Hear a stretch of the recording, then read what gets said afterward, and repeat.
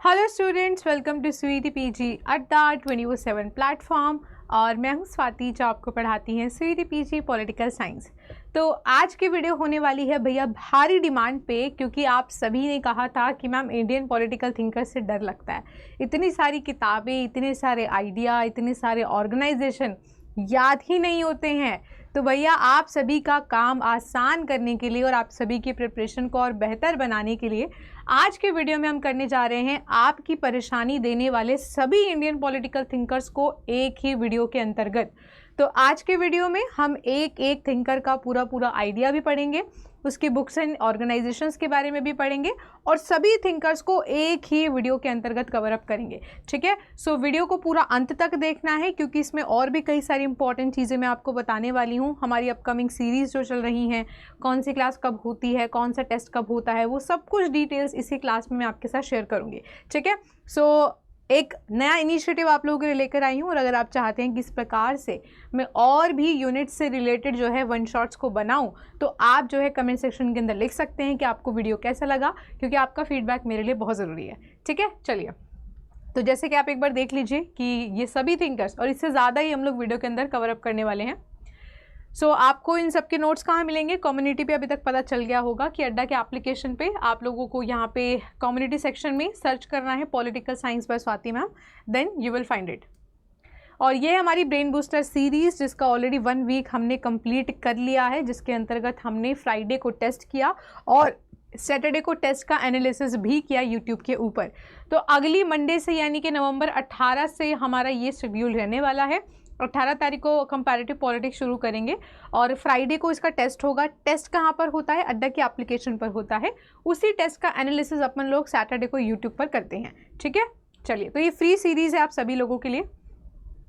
This is all about me. जो भी नई ऑडियंस है अगर मुझे जानना चाहती है, so I have done my graduation, post graduation both from Delhi university and qualified UGC NET in political science multiple times. चलिए, तो शुरू करते हैं हमारे सबसे पहले थिंकर के साथ, विच इज़ राजा राम मोहन रॉय जी।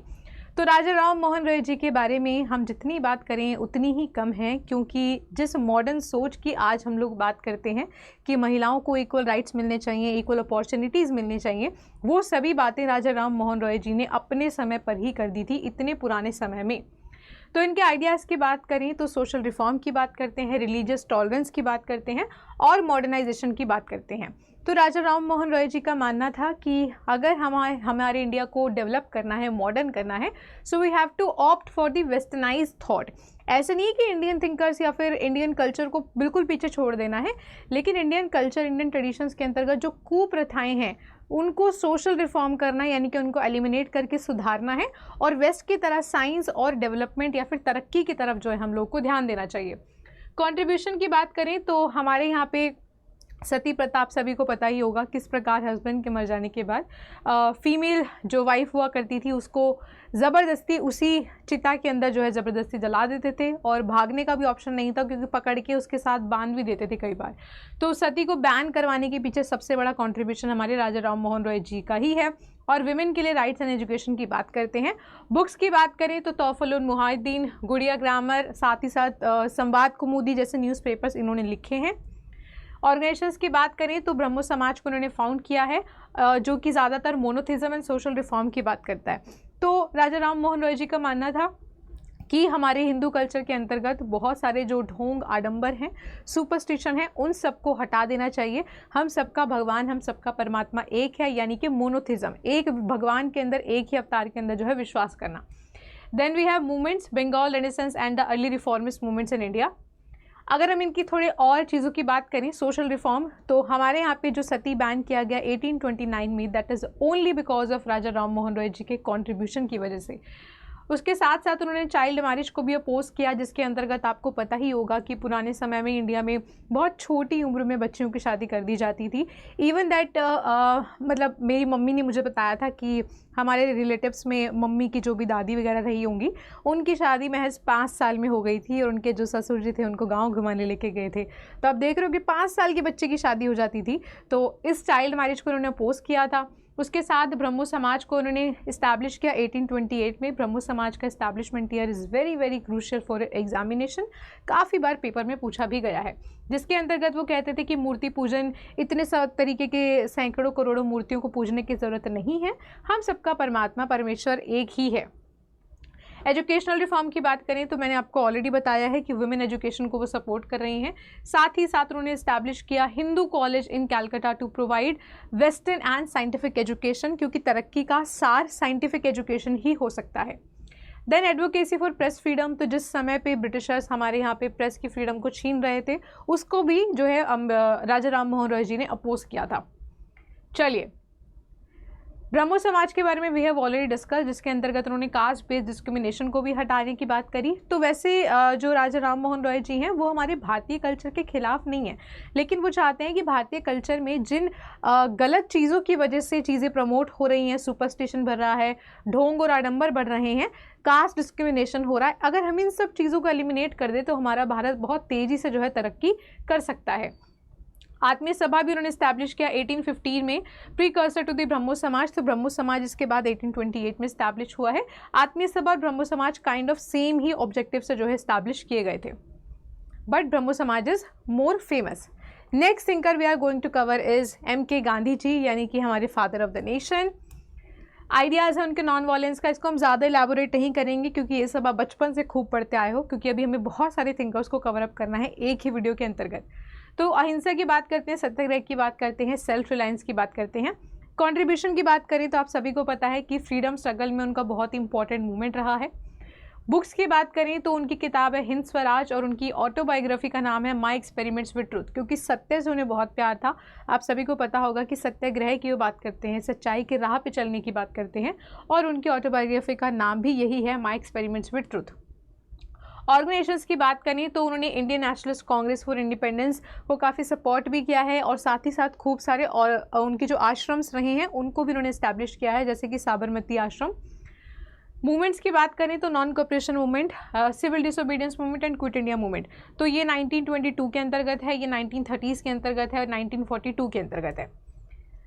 चलिए बात करते हैं कुछ और आइडियाज़ के बारे में, जैसे कि सत्याग्रह एंड नॉन वायलेंस। तो सबसे पहला जो सत्याग्रह उन्होंने किया था वो किया था साउथ अफ्रीका में, जहाँ पे वो एक केस लड़ने के गए थे। और आपको एक इंसिडेंस भी पता होगा जहाँ पे वो एक ट्रेन के अंदर चढ़े थे और उनको पता नहीं था कि यहाँ पे जो बोगीज़ हैं वो रेशियल बेसिस पे जो है डिफ्रेंशिएटेड की गई हैं। वो गलती से जो गोरे लोगों की बोगी होती है उसमें चढ़ गए थे और वहाँ से उनको उतार दिया गया, जलील किया गया। वहीं से उनको एहसास हुआ कि साउथ अफ्रीका में किस हद के लेवल तक जो है रेशियल डिस्क्रिमिनेशन सपोर्ट किया जाता है या फिर परफॉर्म किया जाता है विद द नेटिव पीपल। वहीं पे सबसे पहला अपना सत्याग्रह वो करते हैं और वहाँ पे कामयाब भी होते हैं। Then he return to India in 1915 और उसके बाद वो अलग अलग सत्याग्रह को करते जाते हैं, जैसे कि चंपारण, खेड़ा, अहमदाबाद। चंपारण सत्याग्रह 1917। तो चंपारण में बेसिकली क्या था, लोगों की जो भूमि थी वो काफ़ी उपजाऊ थी, लेकिन जो ब्रिटिशर्स थे उनको इंडिगो की खेती करवानी थी, तो they forced farmers to grow indigo. जबकि इंडिगो की खेती करने से जो सॉइल की ओरिजिनल फर्टिलिटी होती है वो भी ख़राब हो जाती है। तो जब लोगों ने चंपारण के अंतर्गत इंडिगो को उगाना शुरू किया तो जितना पैसा उनको मिलना चाहिए था वो उनको दिया नहीं गया, साथ ही साथ उनकी सॉइल की फर्टिलिटी भी ख़राब हो गई। तो वहीं पे लोगों के बुलाने पे गांधी जी गए थे। देन आता है हमारा अहिंसा, नॉन वायलेंस, हम सभी को पता है। स्वराज की बात करें, सेल्फ रूल की बात करें तो बोथ एन इंडिविजुअल लेवल। तो आप सभी को पता होगा कि हम गांधी जी को फिलोसॉफिकल एनार्किस्ट के नाम से भी पुकारते हैं। ये प्रश्न आपका यूजीसी नेट में भी आया था कि तमाम थिंकर्स में से किसको फिलोसॉफिकल एनार्किस्ट कहा जाता है। तो फिलोसॉफिकल एनार्किस्ट क्यों कहा जाता है, क्योंकि गांधी जी ने कहा था कि जब प्रत्येक इंडिविजुअल, प्रत्येक व्यक्ति जो है अपने आप को जब सेल्फ गवर्न करना सीख जाएगा, सेल्फ रूल करना सीख जाएगा, तो हमें किसी भी प्रकार के स्टेट की ज़रूरत नहीं पड़ेगी। सभी मुद्दे जो है रीजनल लेवल पे सुलझा लिए जाएंगे और किसी को किसी पर्टिकुलर इंसान को रेगुलेट करने की, रूल करने की ज़रूरत नहीं है। तो इसी सेल्फ रूल की वो यहाँ पर बात कर रही हैं। ट्रस्टीशिप, तो उनका मानना था कि समाज में जितने भी रिसोर्सेज होते हैं, अगर कोई अमीर इंसान अपने आप को बहुत अमीर समझता है कि उसके पास बहुत सारा पैसा है, बहुत सारे रिसोर्सेज हैं, तो वो कहते हैं you are not the owner, you are the trustee of that resource. इसका मतलब क्या है कि अपनी ज़रूरत का रख करके आपको बाकी चीज़ें दूसरों के लिए छोड़ देनी चाहिए, क्योंकि सबके पास सब कुछ नहीं है। Next we have Champaran Satyagraha already we have discussed. Then we have Kheda Satyagraha. तो खेड़ा के अंतर्गत भी ये जो है फार्मर से रिलेटेड था, क्रॉप से रिलेटेड था, क्योंकि क्रॉप फेलियर की वजह से वो टैक्सेस पे नहीं कर पा रहे थे। Then we have non cooperation movement. इसके साथ ही मैं आपको अहमदाबाद भी बता देती हूँ। अहमदाबाद मिल स्ट्राइक के अंदर क्या होता है कि अपने जो वर्कर्स थे उनको वेजेस बढ़वानी थी 50% से, लेकिन गांधी जी ने जब नेगोशिएशंस करा तो वो जितनी बढ़नी थी, मतलब जितनी लोगों की डिमांड थी उतनी तो नहीं बढ़ी, लेकिन कुछ परसेंटेज को बढ़ा दिया गया। नॉन कोऑपरेशन मूवमेंट 1920 से 22 अभी इतना जल्द क्यों ख़त्म हो गया? क्योंकि नॉन कोऑपरेशन के अंतर्गत गांधी जी ने कहा था कि आपको ब्रिटिशर्स के साथ बिल्कुल कोऑपरेट करना छोड़ देना है, उनके स्कूल वगैरह सबको छोड़ दो, उनके द्वारा बेचे जा रहे गुड्स को, कपड़ों को पहनना छोड़ दो। तो नॉन कोऑपरेशन मूवमेंट इतना छोटा सा क्यों रहा? क्योंकि 1922 में चौरी चौरा नामक जगह पे, वहाँ पे एक पुलिस स्टेशन है, वहाँ पे पुलिस वालों के साथ जो प्रोटेस्टर्स थे उनकी झड़प हो जाती है, वो पुलिस स्टेशन को आग लगा देते हैं। तो 22 फरवरी 1922 को चौरी चौरा कांड में 22 पुलिस वालों की हत्या हो जाती है। और क्योंकि ये जो पर्टिकुलर मूवमेंट था इसको नॉन वायलेंट होना था, लेकिन वो वायलेंट के अंदर कन्वर्ट हो जाता है, तो गांधी जी इमीडिएटली जो है अपने मूवमेंट को स्टॉप कर देते हैं, जिसकी वजह से बहुत सारे लोग उनको क्रिटिसाइज भी करते हैं। Then we have civil disobedience movement 1930 से 34। और इन दोनों में डिफरेंस ये है कि बहुत सारे लोग जितने ज़्यादा एक्साइटेड थे नॉन कोऑपरेशन मूवमेंट में भाग लेने के लिए, क्योंकि इससे जस्ट पहले 1919 में जलियांवाला हत्याकांड भी हुआ था, जिसके अंतर्गत बहुत सारे लोगों ने अपने फैमिली, रिलेटिव्स, फ्रेंड्स को खो दिया था। तो लोगों का कुछ अलग ही जोश था नॉन कोऑपरेशन मूवमेंट में पार्टिसिपेट करने का। लेकिन जब गांधी जी ने उस इंसिडेंट की वजह से, चौरी चौरा इंसिडेंट की वजह से इसको रोका, तो काफ़ी लोगों का जो ज़ील थी मूवमेंट में आने की वो ख़त्म हो जाती है, और सिविल डिसोबीडियंस मूवमेंट तक आते आते काफ़ी लोग निराश नज़र आते हैं या फिर उतने एक्साइटेड होकर पार्टिसिपेट नहीं करते हैं। बट स्टिल इसमें एक सबसे इंपॉर्टेंट चीज़ जो रही थी वो थी दांडी मार्च, क्योंकि बहुत कॉमन चीज़ों पे काफ़ी टैक्स लगाया जाता था। उन सब में से कॉमन चीज़ थी नमक, यानी कि सॉल्ट। और नमक हर किसी के घर में इस्तेमाल होता है, चाहे वो अमीर है चाहे वो गरीब है। तो नमक जैसे कॉमन चीज़ पर भी टैक्स लगाना वॉज नॉट वाजिब। तो गांधी जी की डिमांड थी कि उस टैक्स को हटाया जाए। जब उन्होंने उनकी डिमांड्स को नहीं माना तो गांधी जी ने दांडी मार्च को किया साबरमती आश्रम से अपने दांडी तक, और वहाँ पे एक मुट्ठी नमक को बना करके वो नमक कानून को तोड़ देते हैं। क्विट इंडिया मूवमेंट ये उनका लास्ट मूवमेंट था, ये हम सबको पता है। 47 में we got the independence. Next we have a very very important thinker which is doctor Baba Saheb Ambedkar, या फिर BR अम्बेडकर जी भी आप उनको बुला सकते हो। आप सभी ने जय भीम का नारा भी सुना होगा, और जय भीम के नाम से कई सारी पॉलिसीज़ भी आपको देखने को मिलेंगी। आइडियाज़ की बात करें तो obviously caste abolition, Mahar caste से जो है वो बिलोंग किया करते थे, जिसको शूद्र या दलित कास्ट माना जाता था, और इसकी वजह से ही बचपन से ही उन्होंने काफ़ी डिस्क्रिमिनेशन झेला था। जिस स्कूल में वो जाते थे उस स्कूल में कॉमन पानी पीने की उनको अनुमति नहीं थी। जो स्कूल का पियोन था वो दूर से ऐसे पानी पिलाया करता था, और अगर जिस दिन पियोन छुट्टी पे रहा तो उस दिन उन बच्चों को पानी तक भी नसीब नहीं होगा। तो बचपन से ही बहुत ज़्यादा अनटचेबिलिटी और डिस्क्रिमिनेशन को बाबा साहेब अम्बेडकर जी ने झेला था। की कंट्रीब्यूशन की बात करें तो हमारे आर्किटेक्ट ऑफ इंडियन कॉन्स्टिट्यूशन रहे हैं, क्योंकि हमारे संविधान की जो ड्राफ्टिंग कमेटी थी उसके चेयरमैन कौन रहे हैं? हमारे BR अम्बेडकर जी रहे हैं, है ना।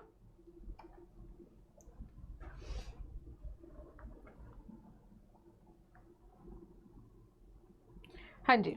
Next we have books. तो उनकी इंपॉर्टेंट किताब है annihilation of caste and Buddha and his Dhamma. अब ये बुद्धा एंड हिज धम्मा क्यों है? क्योंकि उन्होंने देखा था कि शुरुआती दौर से ही इंडियन कल्चर में, हिंदू कल्चर में उनको कितना ज़्यादा डिस्क्रिमिनेशन झेलना पड़ा। ब्राह्मण सिस्टम, जिसको हम वर्ना सिस्टम बोलते हैं, जिसके अंतर्गत शूद्र को सबसे नीचे माना जाता है, ब्राह्मण्स को ऊपर माना जाता है। तो उस पूरे डिस्क्रिमिनेशन की वजह से उन्होंने डिसाइड किया कि वो पैदा होना तो उनके हाथ में नहीं था कि किस पर्टिकुलर धर्म में पैदा होना है, लेकिन मरना उनके हाथ में है। तो उनके लाइफ के लास्ट स्टेजेस में ही कन्वर्टेड इनटू बुद्धिज़्म, क्योंकि वो एक ऐसा रिलीजन, एक ऐसा प्लेटफॉर्म ढूंढ रहे थे जहाँ पे ऊंच नीच भेदभाव वगैरह ना हो, और सारे आइडियल जो थे उनको बुद्धिज़्म के अंदर नज़र आते हैं। तो अपने बहुत सारे जो उनके साथी थे उनके साथ वो बुद्धिज़्म के अंतर्गत अपनी लाइफ के लास्ट स्टेजेस में कन्वर्ट कर लेते हैं बुद्धिज़्म में, और उसी के कुछ समय बाद उनकी मृत्यु हो जाती है। ऑर्गेनाइजेशंस की बात करें तो पॉलिटिक्स में BR अम्बेडकर जी बहुत ज़्यादा फेमस या फिर सक्सेसफुल नहीं रहे हैं, लेकिन on ground reality social reforms में उनका बहुत बड़ा हाथ रहा है। आपने देखा होगा आजकल बहुत सारे लोग भगवान जी की तरह ही BR अम्बेडकर जी की फ़ोटो को अपने घर में पूजते हैं। स्केड्यूल कास्ट फेडरेशन वो बनाते हैं, इंडिपेंडेंट लेबर पार्टी बनाते हैं। मूवमेंट्स की बात करें तो दलित मूवमेंट, टेम्पल एंट्री मूवमेंट, और साथ ही साथ सोशल रिफॉर्म। मनुस्मृति दहन दिवस, तो आप सभी को पता होगा कि 25 दिसंबर को क्या होता है। अगर मैं आपसे पूछूं तो आप बोलोगे मैम क्रिसमस, लेकिन 25 दिसंबर को केवल क्रिसमस नहीं होता है, 25 दिसंबर को होता है मनुस्मृति दहन दिवस भी।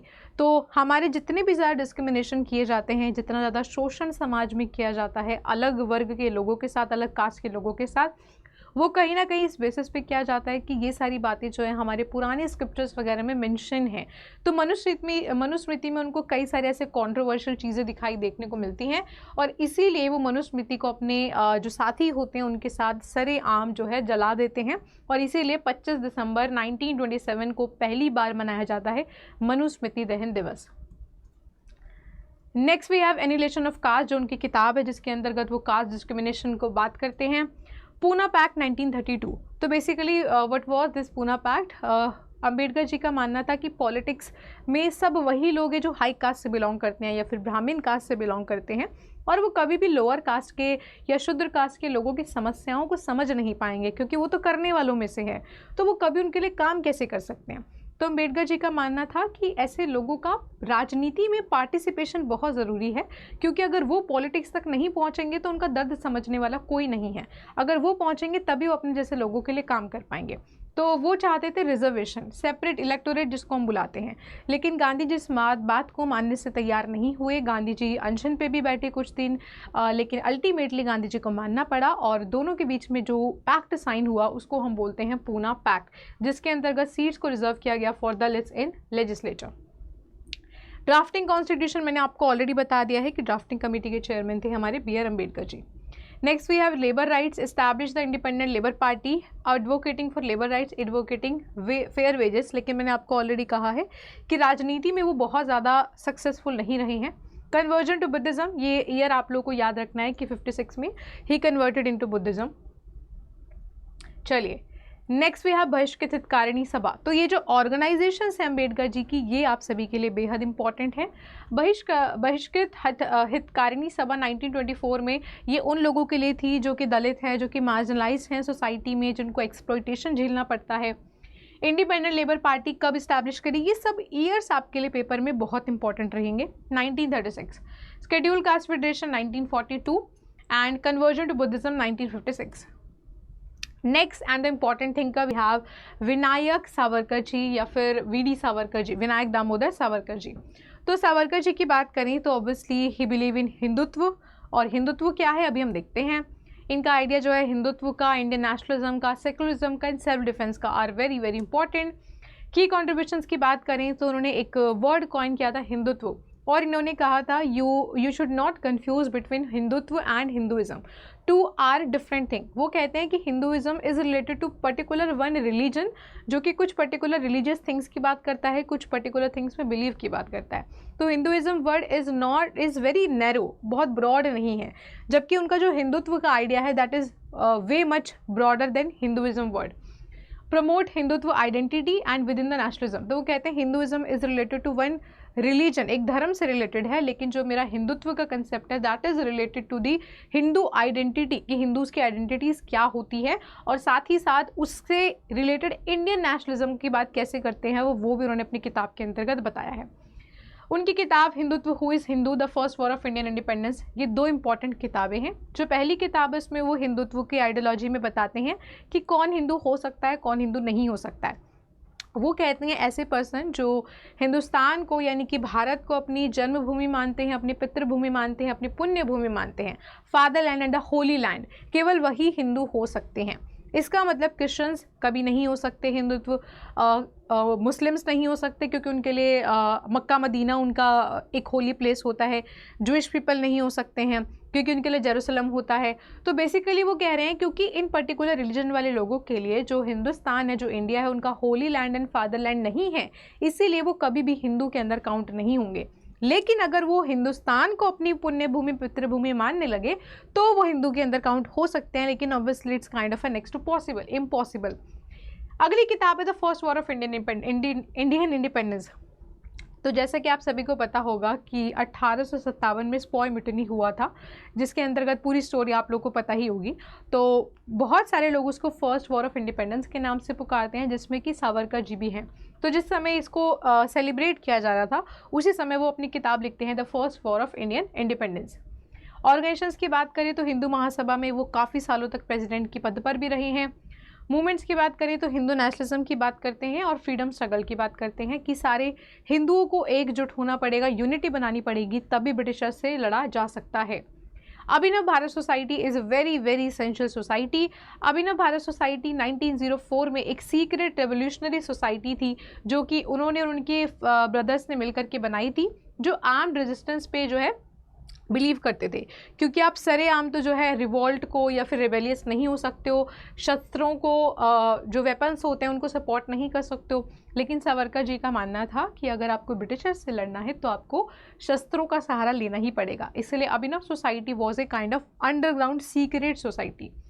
Then we have Hindu Mahasabha. Already हमने डिस्कस कर लिया है कि जो हिंदुत्व की आइडियोलॉजी को प्रमोट करते हैं और इसके प्रेसिडेंट के पद पर भी वो काफ़ी सालों तक विराजमान रहे। हिंदुत्व 1923 जो उनकी किताब रही है, वही उनकी हिंदू नेशनलिस्ट आइडियोलॉजी का सार बनती है। Then we have advocacy for armed resistance, जिसके बारे में ऑलरेडी हमने भी बात करी, और उनकी लाइफ इम्प्रिजन भी रहा है, जिस समय वो अंडमान सेलुलर जेल के अंतर्गत थे। तो जब वो अंडमान सेलुलर जेल के अंतर्गत थे, यही उनका एक पर्टिकुलर वो सिनेरियो था जब उनका जो आइडिया था वो हिंदुत्व की तरफ कन्वर्ट होना शुरू होता है। क्योंकि जिस समय वो जेल में थे, उन्होंने देखा कि बहुत सारे लोगों का वहाँ पे कन्वर्जन किया जा रहा था, बहुत सारे लोगों का धर्म परिवर्तन किया जा रहा था। इसीलिए वहीं से उनका हिंदुत्व का जो आइडियोलॉजी है वो और भी ज़्यादा स्ट्रॉन्ग होता है, और जब वो जेल से बाहर आते हैं तो वो और भी ज़्यादा स्ट्रॉन्ग तरीके से उसको एडवोकेट करना शुरू करते हैं। Next we have advancement of rationalism. तो जब वो अपने जेल से बाहर आते हैं तो उनके विचारों में थोड़ा बदलाव आता है, थोड़े ज़्यादा रैशनलिस्ट हो जाते हैं, बुद्धिमान तरीके से चीज़ों को सोचना समझना। और वो बोलते हैं कि वैसे मैं हिंदू आइडेंटिटी की बात कर रहा हूँ, हिंदुत्व की बात कर रहा हूँ, लेकिन मैं बिल्कुल ये बात नहीं कह रहा हूँ कि जितनी भी प्रथाएं होती हैं, जितनी भी चीज़ें होती हैं हमारे हिंदुत्व के अंदर या हिंदुज़म के अंतर्गत, उनको आपको एज इट इज़ फॉलो करना है। वो कहते हैं कि हमारे धर्म में भी बहुत सारी कमियां हैं, कुछ कुप्रथाएं हैं, सुपरस्टिशन है, ढोंग आडंबर है, डिस्क्रिमिनेशन है कास्ट के बेस पे। अगर हम इन सब को एलिमिनेट कर दें तो हिंदूज़ का आपस में यूनाइटेड होना बहुत आसान हो जाएगा। तो जब वो आप जेल से रिलीज़ होते हैं तो वो बोलते हैं कि हमें इन सभी सुपरस्टिशन और ऑर्थोडॉक्स चीज़ों को जो है एलिमिनेट करने की ज़रूरत है, अगर हम लोगों को यूनिटी बनाए रखनी है। Then we are president of Hindu Mahasabha, already मैंने आपको बता दिया। हाँ जी, चलिए आगे थिंकर्स पढ़ने से पहले मैं आप सभी को बता दूं, अगर आपको ये सभी थिंकर्स डिटेल में पढ़ने हैं और बाकी पूरा सिलेबस डिटेल में पढ़ना है, क्योंकि सिलेबस में लगभग 57 टॉपिक है, लेकिन बैच में आई कवर 100+ टॉपिक्स। तो आप देख लीजिए, मेरी एक एक क्लास का पीपीटी 80 पेज का होता है, हर एक टॉपिक प्लस उसके क्वेश्चंस मैं एक ही क्लास में करवाती हूँ। तो अक्टूबर बैच ऑलरेडी हमारा चल रहा है, उसमें आप ज्वाइन कर सकते हैं बाय यूजिंग माई कोड स्वाति30। इसके अलावा you have second option as well, जिसका नाम है महापैक। तो महापैक और नीव में क्या डिफ्रेंसिएशन है आप देख लीजिए। इसकी डबल वैलिडिटी होती है, यानी कि 2 साल की वैलिडिटी होती है। अपकमिंग सभी कोर्सेज का इसके अंदर एक्सेस है, जितने भी क्रैश कोर्स आए चाहे फुल कोर्स आए। मॉक टेस्ट का पूरा सेट मिलेगा, और अड्डा के द्वारा प्रिपेयर की हुई स्वीटी पीजी पॉलिटिकल साइंस की किताब भी आप लोगों को इसमें मिलती है। तो मेरा प्रेफरेंस रहेगा कि अगर आप लोगों में से कोई एनरोल होना चाह रहा है तो Mahapack will be a better opportunity for you. So this is me Adda teachers, यानी कि स्वाति मैम, और ये हैं स्वीटी पीजी के एस्पिरेंट्स। तो मैं आपका हाथ तब तक नहीं छोड़ती हूँ जब तक आप अपनी ड्रीम यूनिवर्सिटी का सपना हकीकत के अंदर कन्वर्ट नहीं कर लेते हो, क्योंकि पेड क्लास के अंतर्गत मुझे पता है वहाँ बच्चा पैसा दे करके आ रहा है, तो मैं वहाँ पे अपने 300% से भी ज़्यादा एफर्ट्स को लगाती हूँ।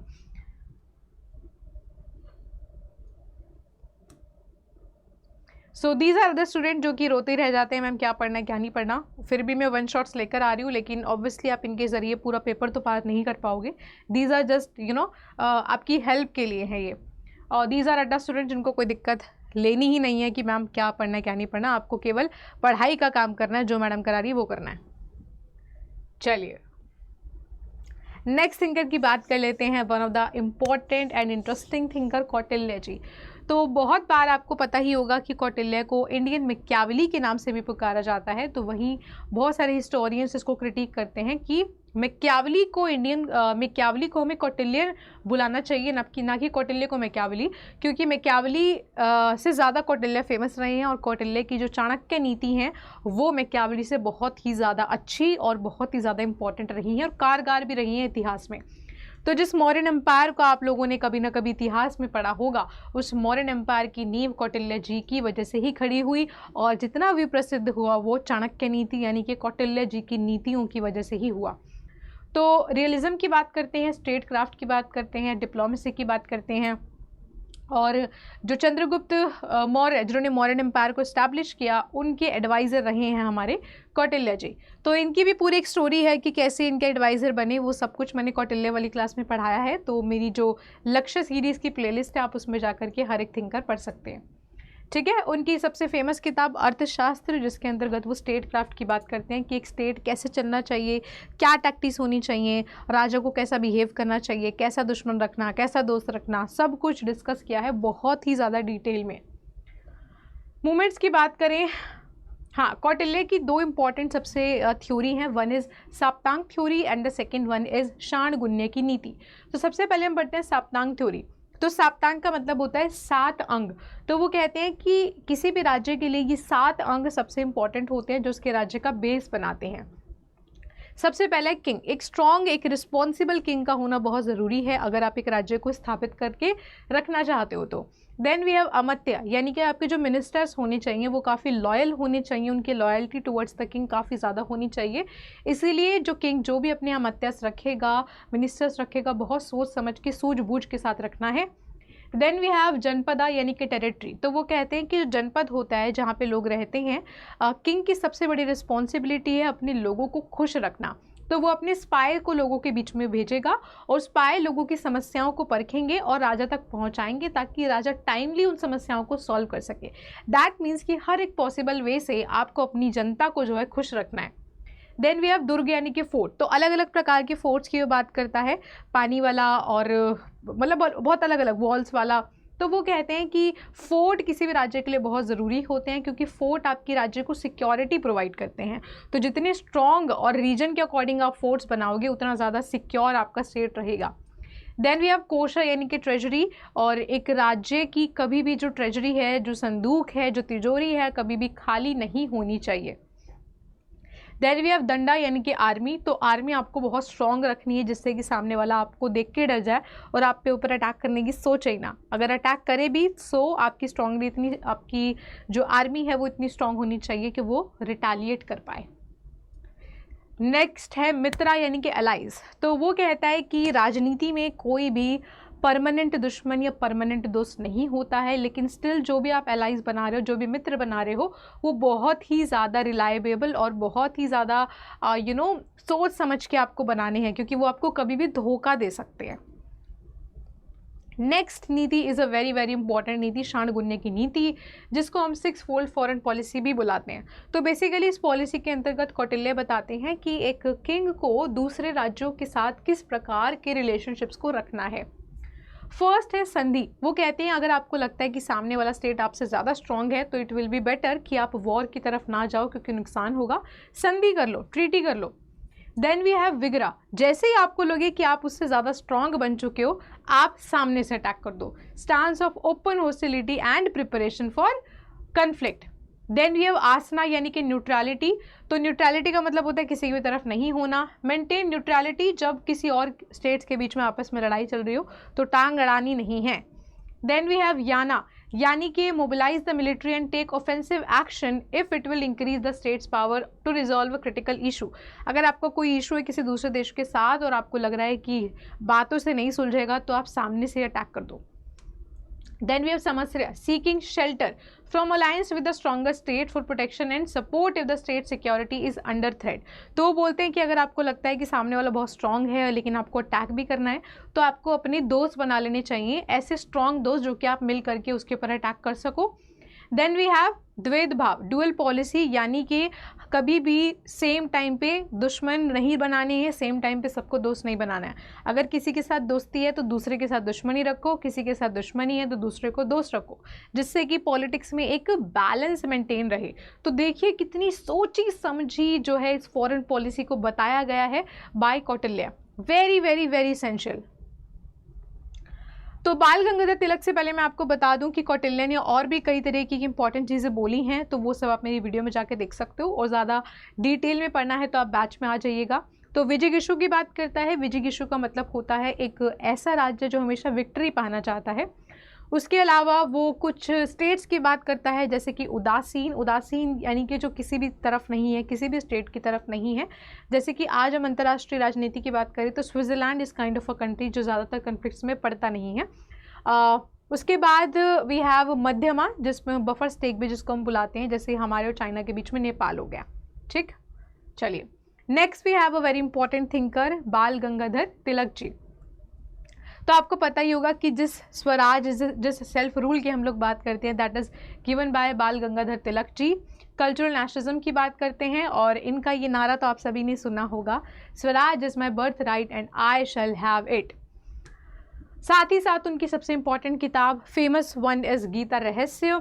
ऑर्गेनाइजेशंस की बात करें तो वो part of Indian national Congress नहीं है, और जो इंडियन नेशनल कांग्रेस का सूरत स्प्लिट हुआ था जिसमें एक्सट्रीमिस्ट एंड मॉडरेट्स के बीच में, यानी कि गरम दल एंड नरम दल का विभाजन हुआ, वो कहीं ना कहीं तिलक की वजह से हुआ, क्योंकि तिलक जो थे वो एक्सट्रीमिस्ट की तरफ थे। Then we have movements, home rule movement, जिसके अंतर्गत उन्होंने जिन्ना और एनी बेसन का सहारा लिया, और उनका मानना था कि अगर हमें इंडिया में यूनिटी लेकर आनी है, ब्रिटिशर्स के अगेंस्ट लड़ना है, तो हमें कुछ ऐसे फेस्टिवल्स को शुरू करना चाहिए जिससे कि लोग आपस में आकर के घुले मिले और एक दूसरे के साथ ब्रदरहुड वाली फीलिंग रखें, ताकि उनके अंदर एक कॉमन डिफेंस का जो है भावना आ सके। तो वो स्टार्ट करते हैं गणेश उत्सव, जिसको हम गणेश चतुर्थी बुलाते हैं, and Shivaji festivals to promote unity. आपने देखा होगा कि मुंबई में कितनी धूमधाम से इन फेस्टिवल्स को मनाया जाता है। स्वराज 1906 में, तो ये हमने ऑलरेडी पढ़ ही लिया है। कल्चरल नेशनलिज्म की बात करें तो यही मानना था उनका कि हमें यूनिटी अपने अंतर्गत लेकर आनी है, घर में ब्रिटिशर्स को हराना है। तो he started Ganesh Chaturthi to promote unity and national pride in Indian culture. So Tilak का मानना था कि हम ब्रिटिशर्स को तभी हरा सकते हैं जब हमें हमारे भारतीय कल्चर के ऊपर जो है कॉन्फिडेंस हो या प्राउड हो। हमें हमारे पुराने वेदास, पुराने कल्चर के अकॉर्डिंग लाइफ जीना चाहिए, and we should be proud of that. Boycott of the British good, क्योंकि हमें अपने इंडियन थिंग्स को यूज़ करना चाहिए। देन न्यूज़पेपर जर्नलिज्म, दो इंपॉर्टेंट न्यूज़पेपर उन्होंने निकाले थे, पहला था केसरी और दूसरा था मराठा।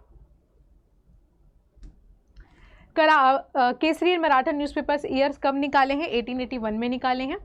उसके बाद गणेश चतुर्थी एंड शिवाजी फेस्टिवल्स कब शुरू करे हैं? 1893 एंड 1894 भी आप उसको बुला सकते हो।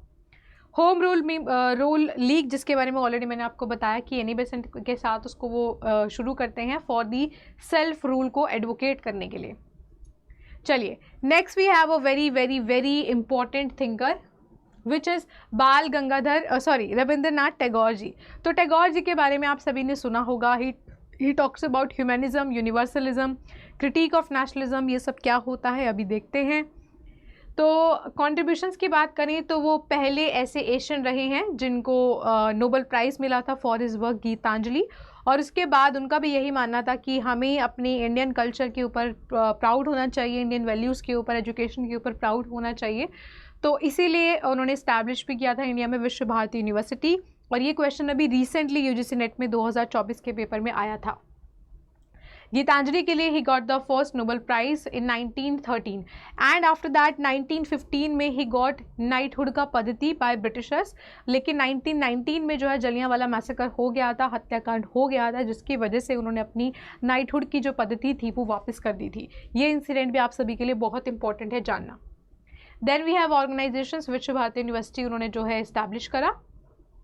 मूवमेंट्स की बात करें तो बंगाल रेनेसेंस के अंतर्गत और एजुकेशनल मूवमेंट्स के अंतर्गत उनका इंपॉर्टेंट रोल रहा है। नेक्स्ट अगर हम बात करें यूनिवर्सल ह्यूमनिज्म, सो टैगोर जी का मानना है कि यूनिवर्सल नेशनलिज्म का मतलब क्या है कि जो यूरोप का द्वारा या फिर जो वेस्टर्नाइज नेशनलिज्म या फिर राष्ट्रवाद का आइडिया है वो काफ़ी ज़्यादा नैरो माइंडेड है। मतलब उसमें एक पर्टिकुलर टेरिटरी के अंतर्गत रहने वाले लोग आपस में भाईचारा फील करते हैं और दूसरों को एलियन मानते हैं या फिर फॉरेनर मानते हैं। तो वो कहते हैं जबकि हमें एक यूनिवर्सल ह्यूमनिज्म की बात करनी चाहिए, सभी लोग आपस में मनुष्य हैं, सभी लोगों को जो है सेम तरीके के साथ भाईचारा जो है फील करना चाहिए। तो वो कहते हैं कि हमें यूरोप के नैरो माइंडेड नेशनलिज्म, राष्ट्रवाद के अंदर बिलीव नहीं करना, उसको वो काफ़ी क्रिटिक करते हैं। साथ ही साथ विश्व भारती यूनिवर्सिटी 1921 में इस्टेब्लिश करते हैं। ये ईयर ही पूछा था अभी रिसेंटली यूजीसी नेट के पेपर में। गीतांजलि हमने ऑलरेडी पढ़ लिया है। कल्चरल रेनेसेंस भी हमने भी रिसेंटली देखा। Vishwa Bharati university, then we have Brahmo Samaj. हाँ, तो Tagore ji was not a founder of Brahmo Samaj, लेकिन उनके जो पिताजी थे वो ब्रह्मो समाज के एक काइंड ऑफ अ मेंबर रहे थे और काफ़ी ज़्यादा उसको फॉलो करते थे। तो इसीलिए ब्रह्मो समाज के आइडियाज़ का जो इम्पैक्ट है वो टैगोर जी की माइंड पर भी आता है। सो शुरुआत से ही टैगोर जी जो हैं उनके घर में भाई बहन वगैरह जो तो काफ़ी आर्टिस्टिक वे में थे, इसलिए वो काफ़ी पोइट्रीज़ भी लिखते हैं। इसी से रिलेटेड एक और चीज़ मुझे याद आई है, जिस समय हम सावरकर के बारे में पढ़ रहे थे, मैं एक चीज़ बताना भूल गई जो मुझे अभी याद आई है। सावरकर जी के जो पिताजी थे वो शुरुआती दौर से ही महाभारत और इन सब के किस्से सुनाया करते थे अपने घर के अंतर्गत। इसीलिए हमें जो सावरकर जी का इतना ज़्यादा हिंदू कल्चर को लेके प्यार दिखता है, कह सकते हो अफेक्शन दिखता है, हिंदुत्व की आइडियोलॉजी दिखती है, वो सब इसलिए है क्योंकि बचपन से ही उन्होंने महाभारत और ये सारे जो किस्से थे अपने फादर के से सुने थे। जस्ट मुझे याद आया थिंक तो मैंने बता दिया। हाँ जी। सो यहाँ पे मैं आपको याद दिला दूँ आगे थिंकर बढ़ने से पहले कि हमारी ब्रेन बूस्टर सीरीज़ का 1 वीक ऑलरेडी कंप्लीट हो चुका है, जिसमें हमने पॉलिटी किया था। आप सभी ने फ्राइडे को टेस्ट भी दिया होगा एप्लीकेशन पे, उसका एनालिसिस भी हम लोग सैटरडे को कर चुके हैं। तो मंडे से हम लोग करने जा रहे हैं कंपैरेटिव पॉलिटिक्स, जिस यूनिट से आप सभी को बेहतरीन तरीके से डर लगता है, खौफनाक डर लगता है, तो वो करेंगे। और फ्राइडे को उसका टेस्ट होगा ऐप पर, अड्डा की ऐप पे, और हम उसका एनालिसिस करेंगे यूट्यूब पर। किस दिन? संडे के दिन। चलिए, next thinker we have Periyar EV Ramaswamy ji. So EV Ramaswamy Naicker यानी कि पेरियार, पेरियार का मतलब होता है द ग्रेट ओल्ड मैन, तो साउथ में इनको प्यार से पेरियार के नाम से बुलाते हैं। So he was also against anti caste, मतलब कास्टिज्म के खिलाफ थे, द्रविड़ आइडेंटिटी को प्रमोट कर रहे थे क्योंकि काफ़ी ज़्यादा डिस्क्रिमिनेशन इनके साथ किया जाता था। की कंट्रीब्यूशन की बात करें तो कास्ट बेस्ड डिस्क्रिमिनेशन के हमेशा अगेंस्ट रहे हैं, लोअर कास्ट के लिए बात करते हैं।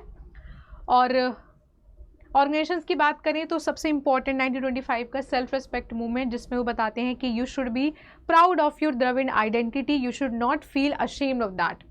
द्रविड़ कशगम पार्टी को भी स्टैब्लिश करते हैं। मूवमेंट्स की बात करें तो एंटी ब्राह्मण movement and nationalist movement.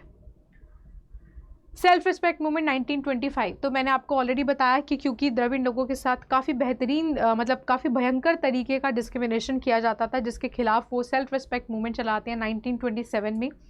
Then we have anti Brahminism. So he was not against Brahmins, लेकिन ब्राह्मण्स का जो सिस्टम था कास्ट डिस्क्रिमिनेशन का, ये उसके अगेंस्ट हैं। द्रविड़ मूवमेंट को स्टैब्लिश करते हैं ताकि द्रविड़ कल्चरल आइडेंटिटी को प्रमोट किया जा सके, उनको भी एक सेल्फ कॉन्फिडेंस फील हो कि वो भी सोसाइटी का एक पार्ट है, क्योंकि बहुत ज़्यादा अनटचेबिलिटी प्रैक्टिस की जाती थी उनके साथ। जेंडर इक्वालिटी की बात करते हैं कि सेम तरीके की एजुकेशन, सेम तरीके की अपॉर्चुनिटीज़ वुमेन को मिलनी चाहिए। साथ ही साथ साउथ में बहुत सारी शादियों को ये विदाउट ब्राह्मण्स कंडक्ट करवाते हैं, और आज भी वहाँ पर कई सारी शादियाँ विदाउट ब्राह्मण्स के कंडक्ट की जाती हैं। Next we have JP Narayan ji. तो आप सभी को पता होगा कि इंदिरा गांधी जी की थोड़ी बहुत नींद उड़ाने में जिनका हाथ है वो जेपी नारायण जी ही हैं, है ना, जयप्रकाश नारायण जी ही हैं। तो टोटल एवोल्यूशन की बात करते हैं, संपूर्ण क्रांति की, यानी कि हमें बदलाव लाना है तो हमें संपूर्ण क्रांति करनी पड़ेगी, हमें हर एक क्षेत्र में जो है बदलाव लाना पड़ेगा। Next we have anti corruption के बारे में बात करते हैं। किसका करप्शन? जो इंदिरा गांधी कर रही थी। इंदिरा गांधी ने इसी वजह से जो है, क्योंकि बिहार में जो है, गुजरात में जो है मूवमेंट्स चला रहे थे स्टूडेंट्स के साथ मिलके, इसलिए वो जो है इंटरनल डिस्टर्बेंस के बेसिस पे फखरुद्दीन अली अहमद जी को कॉल लगाती हैं, क्योंकि वो तो प्राइम मिनिस्टर थी, वो तो इमरजेंसी लगा नहीं सकती, आपातकाल नहीं लगा सकती है, तो कॉल मिलाती हैं भैया फखरुद्दीन अली अहमद जी को कि क्या लगा दो, एमरजेंसी लगा दो on the basis of internal disturbance, जिसको बाद में हमने अमेंड करके भी प्रोविजंस डाले कि अब जो होगी मिनिस्टर्स की रिटर्न सहमति जो है चाहिए होगी एमरजेंसी लगाने के लिए, क्योंकि बहुत ज़्यादा मिसयूज़ किया गया। बुक की बात करें तो present diary and present notebook are different thing. Gramsci की प्रेजेंट नोटबुक है जो हम वेस्टर्न पॉलिटिकल थिंकर में पढ़ते हैं, ये प्रेजेंट डायरी है जो कि जेपी नारायण जी की है। ऑर्गेनाइजेशंस की बात करें तो सर्वोदय मूवमेंट में ये रहे हैं और सोशलिस्ट पार्टी को स्टैब्लिश करने में इनका हाथ रहा। जेपी मूवमेंट इमरजेंसी यानी कि आपातकाल के खिलाफ थे, और भूदान मूवमेंट जो कि विनोबा भावे का था। सो भूदान मूवमेंट क्या होता है, जिनके पास ज़्यादा भूमि होती है उनसे बोला जाता है कि अगर आप अपनी भूमि का एक छोटा सा टुकड़ा जो है दान करना चाहें so it will be good, जिनके पास भूमि नहीं उनको मिल जाएगी। तो इस तरीके से बहुत सारे अमीर लोग अपनी छोटी छोटी भूमि का छोटा छोटा पार्ट, मतलब बड़ी बड़ी भूमि का छोटा छोटा पार्ट दान करते हैं, जिससे कि लैंडलेस पीपल को लैंड मिल सके। तो काफ़ी सक्सेसफुल ये मूवमेंट रहता है जिसमें कि जेपी भी उनका हाथ बटाते हैं। Next we have total revolution, जिसके बारे में हमने अभी रिसेंटली डिस्कस किया है कि इमरजेंसी के खिलाफ थे और उनका मानना था कि हमें संपूर्ण तरीके से क्रांति लानी पड़ेगी, हर एक स्फेयर के अंतर्गत जो है बदलाव लाना पड़ेगा अगर हम इस करप्टेड सरकार से छुटकारा चाहते हैं, अगर हम अपने लोकतंत्र को बचाना चाहते हैं। Sarvodaya and Gandhi and socialism में बात करते हैं, जो गांधी जी का नॉन वायलेंस मूवमेंट रहा है, नॉन वायलेंस रहा है, उसी में जो है जेपी नारायण जी भी इसको सपोर्ट कर रहे हैं। प्रजा सोशलिस्ट पार्टी वैसे ही पार्टी बनाते तो हैं 1952 में, लेकिन बाद में जाकर के धीरे धीरे ये बात करने लगते हैं पार्टी लेस डेमोक्रेसी की, क्योंकि पार्टीज जो होती हैं वो अपने सेल्फ इंटरेस्ट को पूरा करने में लगी रहती हैं और लोगों की भलाई को भूल जाती हैं। Next we have anti emergency activism, ये तो हमने रिसेंटली पढ़ा अभी। टोटल रेवोल्यूशन भी हमने देख लिया है, सर्वोदय मूवमेंट भी देख लिया है। हाँ, next thinker we have Pandita Ramabai जी। तो आप सभी को पता होगा कि पंडिता रमाबाई जी ने जो है विमेन के लिए काफ़ी काम किया है, चाहे वो विडो हैं या फिर विमेन की एजुकेशन की बात आती है। तो पंडिता रमाबाई जी को संस्कृता के नाम से भी पुकारा जाता था, क्योंकि वो संस्कृत की बहुत अच्छी स्कॉलर थी। उनके जो पिताजी थे वो अपनी वाइफ और अपनी बेटी पंडिता दोनों को ही संस्कृत का बहुत अच्छा नॉलेज सिखाते हैं, और पंडिता काफ़ी इंटेलिजेंट लेडी भी थी।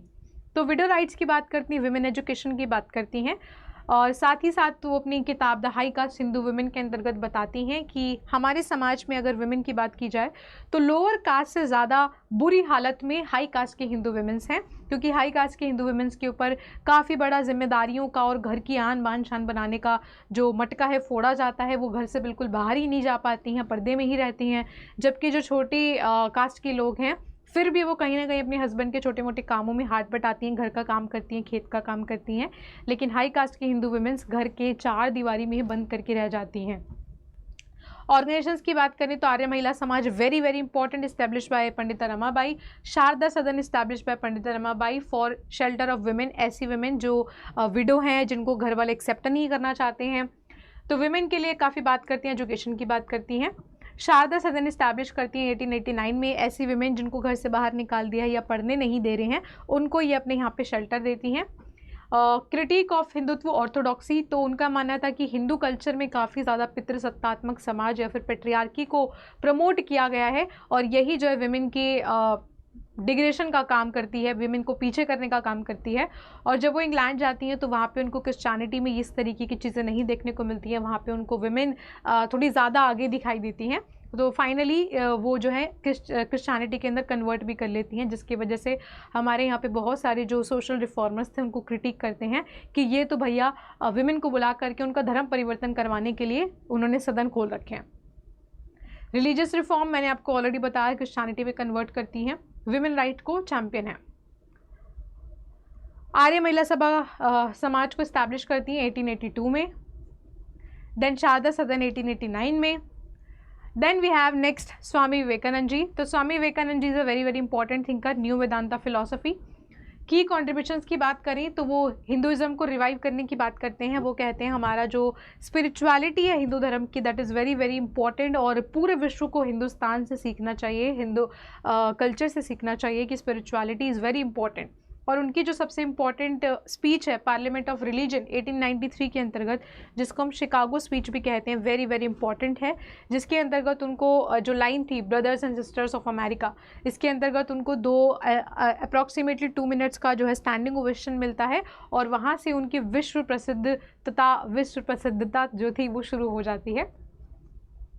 ऑर्गेनाइजेशंस की बात करें जो उनके गुरु रहे हैं, उनके बेसिस पे उनके बाद वो रामाकृष्ण मिशन को जो इस्टेब्लिश करते हैं ताकि वो स्पिरिचुअलिटी लोगों को सिखा सकें। वो कहते हैं कि मेरे लिए स्पिरिचुअलिटी का मतलब क्या है कि जब आप मटेरियलिस्टिक वर्ल्ड से, जो संसार में आपको भौतिक चीज़ें दिख रही हैं, उनसे अपने आप को ऊपर उठा लेते हो, तो आप अपनी आत्मा को परमात्मा से मिलाने की तरफ एक कदम आगे बढ़ जाते हो। साथ ही साथ वो कहते हैं कि जब आप दूसरों की सर्विस करते हो, यानी कि सेल्फलेस एक्शंस करते हो, ह्यूमैनिटी की सर्विस करते हो, तो वो भगवान की सेवा करने के बराबर ही होता है। मूवमेंट्स की बात करें तो ऑलरेडी मैंने आपको बता दिया है। वेदांता फिलॉसफी जो मैंने आपको अभी जस्ट बताई कि आपको अपनी आत्मा को परमात्मा से मिलाना है और वर्ल्डली थिंग्स, इन भौतिक थिंग्स से अपने आप को ऊपर उठा लेना है। Ramakrishna mission establish in 1897। Spiritual nationalism, same वही चीज़ें जो मैंने आपको अभी बताई हैं। ह्यूमैनिटेरियनिज्म कि आपको ह्यूमैनिटी के अंदर विश्वास करना है, लोगों के मदद करनी है, सेल्फलेस एक्शंस करने हैं। रामकृष्ण मिशन बात कर ली है। World's parliament of religion already मैंने आपको बता दिया है कि उसके लिए उनको स्टैंडिंग ओवेशन भी मिला। चलिए, नेहरू जी। सो Nehru ji talks about democratic socialism और उनके जो कंट्रीब्यूशन है, तो हम सभी को पता है कि पहले पीएम ऑफ इंडिया रहे हैं।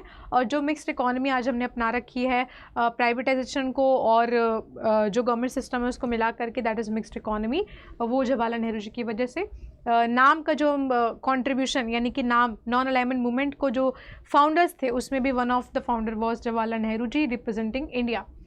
सबसे इंपॉर्टेंट किताब discovery of India and glimpses of world history. Organisations, क्योंकि कांग्रेस के पार्ट रही हैं। सेक्युलरिज्म एंड सोशलिज्म की बात करते हैं तो जिस संविधान में जो हमें सेक्युलरिज्म देखने को मिलता है, धर्मनिरपेक्ष देखने को मिलता है, वो आइडिया को प्रमोट करने में जवाहरलाल नेहरू जी का बहुत इंपॉर्टेंट रोल रहा है, क्योंकि उनका मानना था कि धर्म को राजनीति से हमेशा अलग ही रखना चाहिए। और इससे बिल्कुल अपोजिट जो ख्याल थे वो गांधी जी के थे कि हमें धर्म को जोड़ना चाहिए राजनीति से, जिससे कि हम आइडियल्स को, एथिक्स को फॉलो कर सके राजनीति के अंतर्गत भी। 5 ईयर प्लान जो कि अब तो स्टॉप हो चुके हैं, क्योंकि अब प्लानिंग कमीशन की जगह नीति आयोग आ चुका है और मोदी सरकार ने 5 ईयर प्लान्स को जो है हटा दिया था। 51 में जो पहला 5 ईयर प्लान आया गया वो नेहरू जी के द्वारा लाया गया। नॉन अलाइनमेंट मूवमेंट मैंने आपको ऑलरेडी बता दिया है कि he was one of the founder along with the टीटू नासिर। 5 फाउंडर्स थे। Now let's talk about the books and thinker. तो ये है राजा राम मोहन रॉय जी, गांधी जी, अम्बेडकर जी, ये सभी इनकी किताबें हैं। You can take the screenshot. Next we have Savarkar ji, Kautilya ji, Rabindranath Tagore ji, these are all the books by them. Next we have EV Ramaswamy ji, JP Narayan ji and Swami Vivekananda ji, ये सभी इन सब की किताबें हैं। And next we have Nehru ji, Aurobindo Ghosh, doctor Ram Manohar Lohia and M N Roy. हाँ जी, so that's it for today. और आप सभी को बताना चाहूँगी कि अगर आप और डिटेल में इन सभी थिंकर्स को पढ़ना चाहते हो, इवन सिलेबस से ज़्यादा पढ़ना चाहते हो, सिलेबस को डिटेल में पढ़ना चाहते हो, तो बच्चा दिन नहीं बचे हैं। बहुत सारे बच्चों ने ऑलरेडी बैच ले लिया है। आप उनसे क्वालिटी कंटेंट के बारे में पूछ सकते हो। मैं ऐसे ही मजाक नहीं कर रही हूँ कि एक क्लास की पेपर 80 पेज की क्यों बनती है। सोच लो कितना डेप्थ में उनको पढ़ाती होंगी, है ना। तो मैं नहीं चाहती कि मेरे बच्चों का एक भी प्रश्न ऐसा हो जो वो बोलें कि मैम ये हमने पढ़ा नहीं था। तो नीव 2.0 के अंतर्गत अभी भी टाइम है, क्योंकि केवल 2 महीने आपके पास हैं, हार्डली 2 महीने हैं, उसके बाद तो पेपर ही आ जाएगा। फरवरी तो अब गिनो मत, क्योंकि वो सिलेबस को रिवीजन करने के लिए तो 1-1.5 महीना बस आपके पास है। अगर आप सेल्फ कॉन्फिडेंस हो सेल्फ स्टडी के लिए तो और अच्छी बात है। डबल वैलिडिटी के लिए आप महापैक ले सकते हो, जिसमें आपको ये सभी फीचर्स मिलेंगे जो नीव 2.0 में नहीं है। यानी कि 2 साल के लिए सारे मॉक टेस्ट, जितने अपकमिंग कोर्स आएंगे, सबका एक्सेस आपको मिलेगा। अड्डा के द्वारा प्रिपेयर की हुई पॉलिटिकल साइंस की किताब मिलेगी। सो this is me your Swati ma'am, जो आपका हाथ तब तक नहीं छोड़ेंगी जब तक आपके ड्रीम यूनिवर्सिटी के सपने को अपन लोग हकीकत में कन्वर्ट मिल करके नहीं कर लेते हैं। And these are other student जो कि लास्ट तक भी रोते रह जाएंगे कि मैम क्या पढ़ना है क्या नहीं। और ये अड्डा वाले बच्चे जो ऑलरेडी एनरोल कर चुके हैं, कोई दिक्कत ही नहीं लेनी सिलेबस की, केवल जितना मैम पढ़ाएंगे वही पढ़ना है। चलिए, दैट्स इट फॉर टुडे। और ये ब्रेन बूस्टर सीरीज जो मंडे से हमारी कंपैरेटिव पॉलिटिक्स स्टार्ट होने जा रही है, तो स्क्रीनशॉट लेके सेव कर लेना, रिमाइंडर्स लगा लेना। और कोई दिक्कत परेशानी हो, कुछ भी पूछना है, बैच से रिलेटेड या पर्सनल कुछ क्वेरी है, you can contact me on my personal email ID swati.yadav@adda247.com पे। And thank you so much for joining the lecture. और लेक्चर कैसा लगा प्लीज़ कमेंट करके ज़रूर बताना। आपको और कौन सी यूनिट्स का वन शॉट चाहिए वो भी बता देना। लेकिन उससे पहले जितना वीडियो को आप लाइक करोगे, शेयर करोगे, तभी मुझे वीडियो की प्रोग्रेस से पता चल पाएगा कि वीडियो आप सभी को कितनी पसंद आई है। So thank you so much for joining the class, और मिलते हैं नेक्स्ट क्लास में, क्योंकि रोज़ हमारी यूट्यूब पे लाइव क्लास होती है 3 बजे। Bye bye, have a nice day.